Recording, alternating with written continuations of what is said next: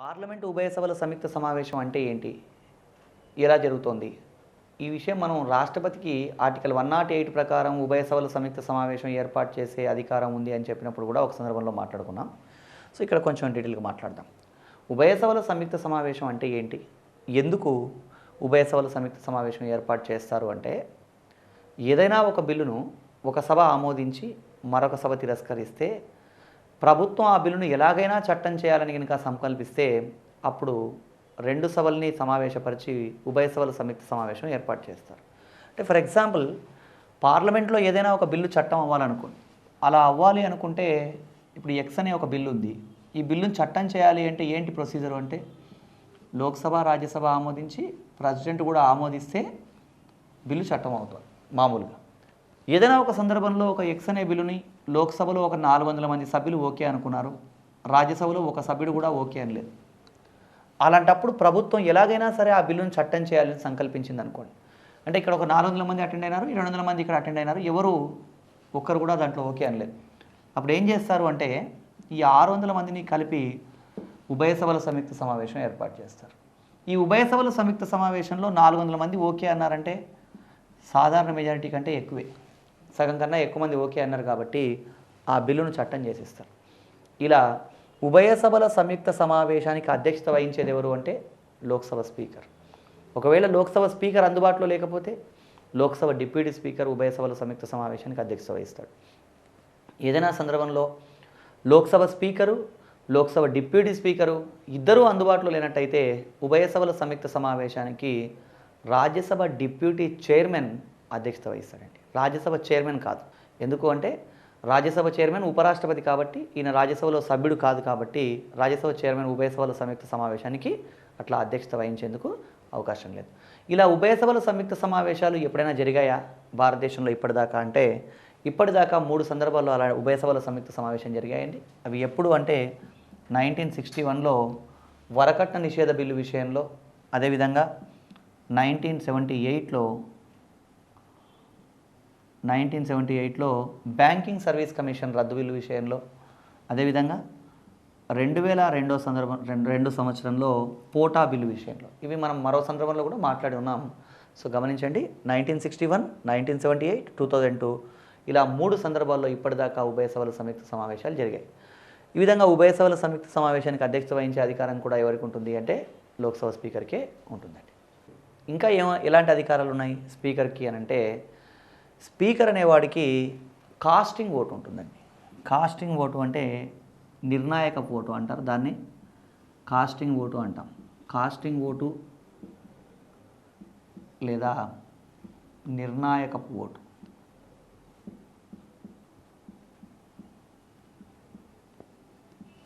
Casting vote లేదా నిర్ణాయక vote అంటే ఏంటి అంటే, మామూలుగా స్పీకర్ అనేవాడు కూడా లోక్సభలో ఒక సభ్యుడే.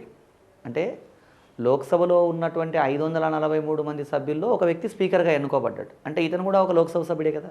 లోక్సభ సభ్యుడైనప్పుడు లోక్సభలో ఏదైనా ఒక విషయంలో చర్చ జరిగినప్పుడు స్పీకర్ ఓటు వేసే అధికారం కలిగి ఉన్నాడా లేదా అంటే, ఒక పార్లమెంట్ సభ్యుడు అయితే ఓటు వేసే హక్కు కలిగి ఉంటాడు. కానీ ఇతను ఏం చేస్తున్నాడు, ఇక్కడ స్పీకర్గా వ్యవహరిస్తున్నాడు. అంటే స్పీకర్ స్థానంలో ఉన్న వ్యక్తికి సాధారణ పరిస్థితుల్లో ఓటు హక్కు ఉండదండి. అంటే ఏదైనా ఒక బిల్లు విషయంలో చర్చ జరిగినప్పుడు స్పీకర్ తన ఓటును వినియోగించుకునే అవకాశం ఉండదు. ఎప్పుడు అవకాశం ఉంటుంది అంటే నిర్ణాయక ఓటు లేదా కాస్టింగ్ ఓటు వినియోగించుకునే అవకాశం ఉంటుంది. మరి నిర్ణాయక ఓటు లేదా కాస్టింగ్ ఓటు అంటే ఏంటి అంటే, ఏదైనా ఒక బిల్లు ప్రవేశపెట్టారు. అంటే ఒక ఎక్స్ అనే బిల్లు పార్లమెంట్లో ప్రవేశపెట్టినప్పుడు ఆ బిల్లుకు అనుకూలంగా ప్రతికూలంగా సమానమైన ఓట్లు వస్తే ఆ సందర్భంలో స్పీకర్ ఎటువైపు ఓటేస్తే అటువైపు తీర్మానం నెగ్గిపోయే అవకాశం ఉంది. అంటే ఫర్ ఎగ్జాంపుల్ ఒక 300 మంది లోక్సభలో ఉన్నటువంటి సభ్యుల్లో హాజరైనప్పుడు 300 మందిలో ఒక 150 మంది ఒక చోట అనుకూలమని, ఒక 150 మంది ప్రతికూలమని చెప్పారనుకోండి ఒక బిల్లుకు సంబంధించి. అలాంటి సందర్భంలో 2 వర్గాలకి సమానమైనటువంటి ప్రాతినిధ్యం ఉన్నప్పుడు స్పీకర్ తన కాస్టింగ్ ఓటును వినియోగించుకుంటాడు. అలా స్పీకర్ ఎక్కడ ఓటేస్తే అటువైపు ఆ బిల్లు నెగ్గిపోయే అవకాశం ఉంది. దీన్నే మనం కాస్టింగ్ ఓటు లేదా నిర్ణాయక ఓటు అంటాం.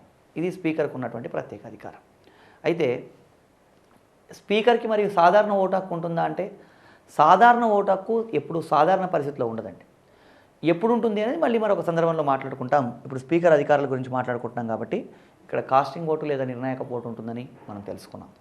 ఇంకా స్పీకర్ ఏం చేస్తాడు, ఎలాంటి అధికారాన్ని కలిగి ఉంటాడు అంటే, రాష్ట్ర స్థాయిలో ఏమన్నా స్పీకర్ల సమావేశం జరుగుతూ ఉన్నట్టయితే ఆ రాష్ట్ర స్థాయి అంటే ఇక్కడ రాష్ట్ర స్థాయి స్పీకర్లందరికీ కూడా సమావేశం జరిగితే, రాష్ట్ర స్థాయిలో స్పీకర్ల సమావేశం అని కాదు, దేశంలో ఉండేటువంటి రాష్ట్రాల స్పీకర్లందరికీ ఒక సమావేశం ఉన్నట్టయితే ఆ సమావేశానికి అధ్యక్షత వహించేది ఎవరు అంటే లోక్సభ స్పీకర్. అదేవిధంగా అంతర్జాతీయ స్పీకర్ల సమావేశం జరిగినప్పుడు ఈయన కూడా ఒక సభ్యుడిగా అక్కడికి వెళ్తాడు, భారతదేశం తరఫున ఒక ప్రతినిధిగా వెళ్ళడానికి అవకాశం ఉంది. అదేవిధంగా స్పీకర్ అనేవాడు ఆర్థిక కమిటీలకు అధ్యక్షులు నియమిస్తాడు. ఆర్థిక కమిటీలు అంటే ప్రభుత్వ ఖాతాల సంఘం, అంచనాల సంఘం, ప్రభుత్వ ఉపక్రమాల సంఘం, ఇలాంటి కమిటీలకి అధ్యక్షులు నియమించేది ఎవరు అంటే స్పీకరే అధ్యక్షులు నియమించడం జరుగుతుందండి. ఇవి స్పీకర్కు ఉండేటువంటి అధికారాలు.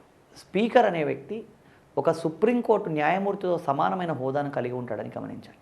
అంటే స్పీకర్ ఏం చెప్తే అక్కడ సభా వ్యవహారాల విషయంలో అదే అంతిమ నిర్ణయం అని గమనించాలండి. అదేవిధంగా స్పీకర్ ఇంకా ఏం చేస్తాడు అంటే సభా హక్కుల్ని కాపాడుతాడు, అదేవిధంగా పార్లమెంట్ సభ్యుల హక్కుల్ని కూడా స్పీకర్ కాపాడుతాడు. ఇవి స్పీకర్కు ఉండేటువంటి అధికారాలు. సుప్రీంకోర్టు న్యాయమూర్తితో సమానమైనటువంటి అధికారం కలిగి ఉంటాడు అనుకున్నామండి స్పీకర్. ఈ స్పీకర్కి సంబంధించి స్పీకర్ ఎంతకాలం పదవిలో ఉంటాడంటే, ఒకసారి స్పీకర్గా ఒక వ్యక్తి ఎన్నికైన తర్వాత అతను మరొక లోక్సభ తొలి సమావేశం వరకు కూడా అతను ఆ పదవిలో కొనసాగుతూ ఉంటాడు. అంటే దీన్ని ఎట్లా అర్థం చేసుకోవాలి అంటే, ఇప్పుడు 15వ లోక్సభ స్పీకర్గా ఉన్న వ్యక్తి 15వ లోక్సభకు సంబంధించినటువంటి పదవీ కాలం అయిపోయిన తర్వాత 16వ లోక్సభ ఎన్నికలు జరిగి 16వ లోక్సభలో సభ్యులందరి ఎన్నిక పూర్తయిన తర్వాత 16వ లోక్సభ తొలి సమావేశం రోజు వరకు కూడా స్పీకర్ పదవిలోనే ఉంటాడు. అంటే 15వ లోక్సభ స్పీకర్గా ఉన్న వ్యక్తి 16వ లోక్సభ తొలి సమావేశం రోజు వరకు అతను పదవిలోనే ఉంటాడు. 16వ లోక్సభ తొలి సమావేశం రోజు అతను తన రాజీనామా పత్రాన్ని సమర్పిస్తాడు. అంటే స్పీకర్ ఏం చేస్తాడు, తన రాజీనామా పత్రాన్ని ఎవరికి సమర్పిస్తాడు అంటే డిప్యూటీ స్పీకర్కి ఇస్తాడు. డిప్యూటీ స్పీకర్ కూడా తన రాజీనామా పత్రాన్ని స్పీకర్కి ఇస్తాడు. ఒకసారి స్పీకర్గా ఎన్నికైన వ్యక్తి మరొక లోక్సభ తొలి సమావేశం రోజు వరకు అతను పదవిలో ఉంటాడని గమనించాలి. అంటే ప్రభుత్వం పదవీకాలం పూర్తవగానే స్పీకర్ పదవీకాలం పూర్తవదు, కొత్త ప్రభుత్వం ఏర్పడే వరకు కూడా ఇతను స్పీకర్గా కొనసాగుతాడు. మరి ఆ 16వ లోక్సభ తొలి సమావేశం రోజున స్పీకర్ తన రాజీనామా పత్రాన్ని ఇస్తాడు కాబట్టి సభాపతిగా వ్యవహరించడానికి ఎవరు ఉండరు కాబట్టి అప్పుడు ప్రోటెం స్పీకర్ వస్తాడు. రాష్ట్రపతి ఆ వ్యక్తిని ఒక వ్యక్తిని ప్రోటెం స్పీకర్గా నియమించడం జరుగుతుంది. మరి స్పీకర్ను తొలగించాలంటే ఏంటి ప్రొసీజర్ అంటే, స్పీకర్ ఏదైనా రాజ్యాంగ ఉల్లంఘనకు గినక లేదా దుష్ప్రవర్తనకు పాల్పడ్డాడంటే ఇక్కడ స్పీకర్ని లోక్సభలో మెజారిటీ సభ్యుల ఆమోదంతో స్పీకర్ను తొలగించే అవకాశం ఉంది. స్పీకర్ను తొలగించే సందర్భంలో అతనికి ఒక 14 రోజుల ముందు నోటీస్ ఇవ్వాలండి, స్పీకర్ని ఎందుకు తొలగిస్తున్నారనే విషయం తెలియజేస్తూ. ఆ నోటీస్ ఇచ్చిన తర్వాత అతను తొలగించడానికి సంబంధించి తొలగింపు తీర్మానాన్ని సభలో ప్రవేశపెట్టాలి. అలా లోక్సభలో తొలగింపు తీర్మానాన్ని ప్రవేశపెట్టినప్పుడు స్పీకర్ తన వాదన వినిపించుకోవచ్చు. అంటే తనను ఎందుకు తొలగించకూడదో చెప్పుకుంటూ తన వాదన వినిపించుకోవచ్చు. స్పీకర్ తొలగింపు తీర్మానాన్ని సభలో ప్రవేశపెట్టినప్పుడు స్పీకర్కు ఓటు హక్కు ఉంటుందా లేదా ఇది గమనించాలి. అంటే స్పీకర్ తొలగింపు తీర్మానం సభలో ఉంది అంటే ఈయన రాజ్యాంగ ఉల్లంఘనకు పాల్పడ్డాడని సభ్యులు భావించారు. ఆ సందర్భంలో స్పీకర్ సభకు అధ్యక్షత వహిస్తాడా అంటే తనను తొలగించే విషయంలో తీర్మానం జరుగుతున్నప్పుడు ఆయన అధ్యక్షత వహించడండి. అప్పుడు స్పీకర్ అనేవాడు సభాధ్యక్షుడి స్థానంలో ఉండడు, సభలో సభ్యుడిగా ఉంటాడు. ఆ సందర్భంలో డిప్యూటీ స్పీకరో మరొకరో సభకు అధ్యక్షత వహిస్తారు. కాబట్టి స్పీకర్ తొలగింపు సందర్భంలో స్పీకర్ అనే వ్యక్తి సభకు అధ్యక్షత వహించడు. ఆ సందర్భంలో అతను ఒక సాధారణ పార్లమెంట్ సభ్యుడిగా ఉంటాడు కాబట్టి అప్పుడు సాధారణంగా ఓటు హక్కు వినియోగించుకోవచ్చు. అంటే స్పీకర్కి మామూలుగా అయితే తన ఓటు హక్కు వినియోగించుకునే అవకాశం లేదు. 2 వర్గాలకి సమానమైన ఓట్లు వచ్చినప్పుడు కాస్టింగ్ ఓటు మాత్రమే వాడతాడు. కానీ స్పీకర్ను తొలగించే చర్చ జరుగుతున్నప్పుడు అతను ఒక సాధారణ సభ్యుడిగా కొనసాగుతూ ఉంటాడు కాబట్టి ఆ సందర్భంలో స్పీకర్ తన ఓటు హక్కును వినియోగించుకోవచ్చు. స్పీకర్ తొలగింపు సందర్భంలో స్పీకర్కి కాస్టింగ్ ఓటు ఉంటుందా, నిర్ణాయక ఓటు ఉంటుందా అంటే అసలు స్పీకర్ని తొలగించే సందర్భంలో స్పీకర్ అనేవాడు సభకు అధ్యక్షతనే వహించాడు. అధ్యక్షతనే వహించినప్పుడు అతనికి కాస్టింగ్ ఓటు ఉండదని గమనించాలి. అధ్యక్షత వహించినప్పుడు అంటే సభకు అధ్యక్షత వహించిన వాళ్ళకు మాత్రమే కాస్టింగ్ ఓటు ఉంటుంది అని గమనించాలండి. ఇది స్పీకర్ తొలగింపుకు సంబంధించిన విషయం. స్పీకర్ తర్వాత నెక్స్ట్ మనం తెలుసుకోవాల్సింది డిప్యూటీ స్పీకర్ గురించి. భారత రాజ్యాంగంలో ఆర్టికల్ 95 డిప్యూటీ స్పీకర్ గురించి తెలియజేస్తుంది.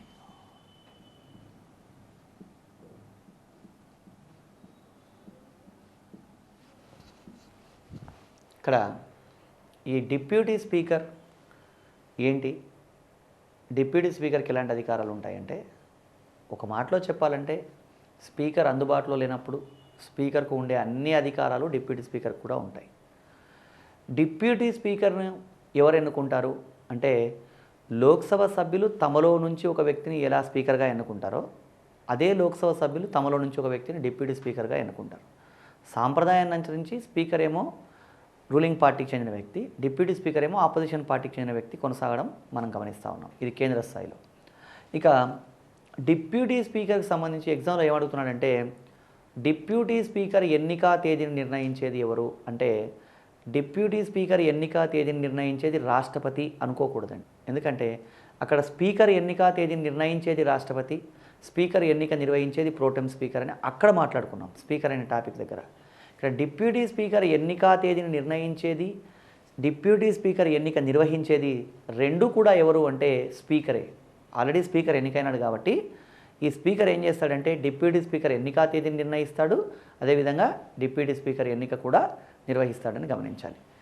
ఇక్కడ స్పీకర్కి ఎలాంటి అధికారాలు ఉంటాయో, స్పీకర్ అందుబాటులో లేనప్పుడు డిప్యూటీ స్పీకర్ కూడా అలాంటి అధికారాలే ఉంటాయి. అంటే సభ సమావేశాలు సజావుగా జరిగేలాగా చూడడం, అదేవిధంగా సభలో కోరం లేకపోతే సభను వాయిదా వేయడం, ఏదైనా ఒక అన్నీ ఇంకా యాజ్ ఇట్ ఈస్ అంటే స్పీకర్కు ఉండే అన్ని అధికారాలు స్పీకర్ అందుబాటులో లేనప్పుడు ఎవరికి ఉంటాయి, డిప్యూటీ స్పీకర్కి ఉంటాయని మనం గమనించాలి. ప్రత్యేకంగా మళ్ళీ చెప్పాల్సినటువంటి అవసరం లేదండి. అన్ని అధికారాలు యాజ్ ఇట్ ఈస్ ఉంటాయని గమనించాలి. ఇది deputy speaker. Speaker, deputy speaker. ఒకవేళ స్పీకరు డిప్యూటీ స్పీకరు ఇద్దరూ ఆబ్సెంట్ అవుతే, ఏదైనా ఏకకాలంలో స్పీకర్ డిప్యూటీ స్పీకర్ ఇద్దరు కూడా ఆబ్సెంట్ అయితే ఏంటి అంటే, ఒక 6 మంది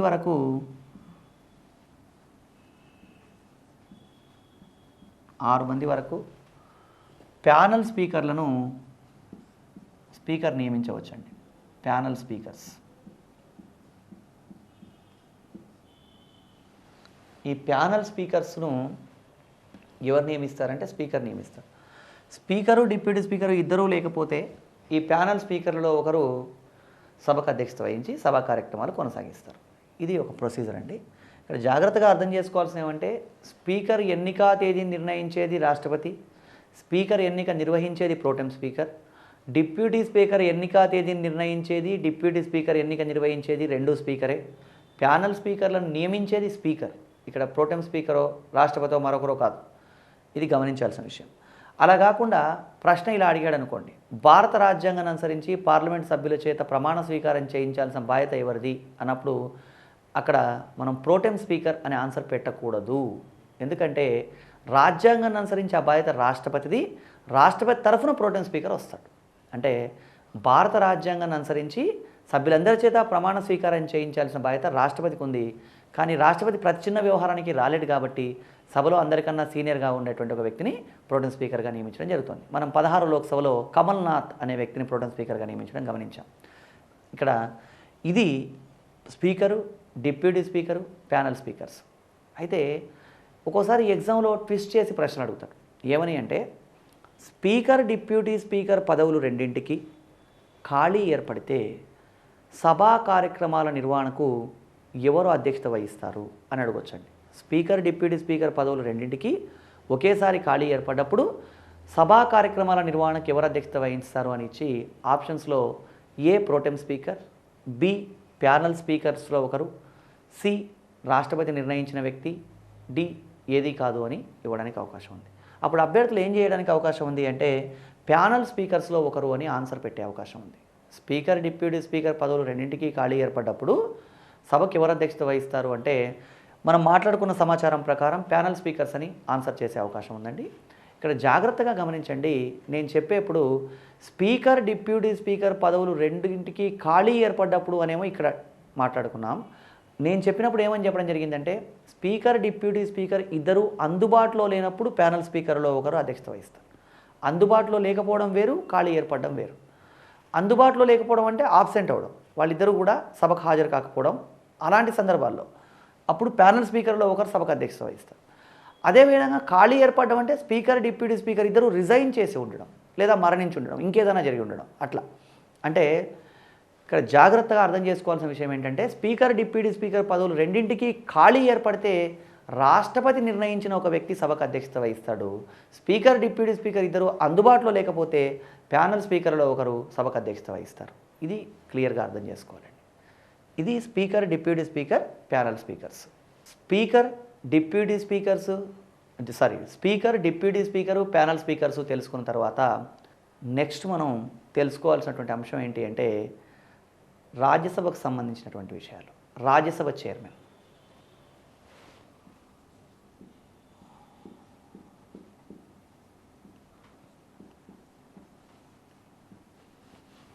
రాజ్యసభ చైర్మన్ ఆర్టికల్ 64 ఏం చెప్తోంది అంటే ఉపరాష్ట్రపతి రాజ్యసభ చైర్మన్గా వ్యవహరిస్తాడు అని చెప్తోంది. ఇక్కడ ఉపరాష్ట్రపతి అనే టాపిక్ మనం ఆల్రెడీ మాట్లాడుకున్నాం. ఉపరాష్ట్రపతిని లోక్సభ, రాజ్యసభ సభ్యులు ఇద్దరు కలిపి ఎన్నుకుంటారు. ఉపరాష్ట్రపతి రాజ్యసభలో సభ్యుడు కాదండి, కానీ రాజ్యసభకు చైర్మన్. సభలో సభ్యుడు కాకుండా సభకు అధ్యక్షత వహించే ఏకైక వ్యక్తి ఎవరు అంటే రాజ్యసభ చైర్మన్ అని మనం చెప్పొచ్చు. రాజ్యసభ చైర్మన్కి ఎలాంటి అధికారాలు ఉంటాయి అంటే లోక్సభలో స్పీకర్కి ఎలాంటి అధికారాలు ఉంటాయో రాజ్యసభలో చైర్మన్కి అన్నీ కూడా అలాంటి అధికారాలే ఉంటాయి. అంటే సభా కార్యక్రమాల నిర్వహణ, సభను వాయిదా వేయడం కానివ్వండి, సభా కార్యక్రమాల నిర్వహణ చేయడం కానివ్వండి, అదేవిధంగా సభలో కోరం నిర్వహించడం కానివ్వండి, సభా హక్కుల పరిరక్షణ, ఇవన్నీ కూడా అంటే స్పీకర్కు మనం ఏ అధికారాలు ఉన్నాయో రాజ్యసభలో రాజ్యసభ చైర్మన్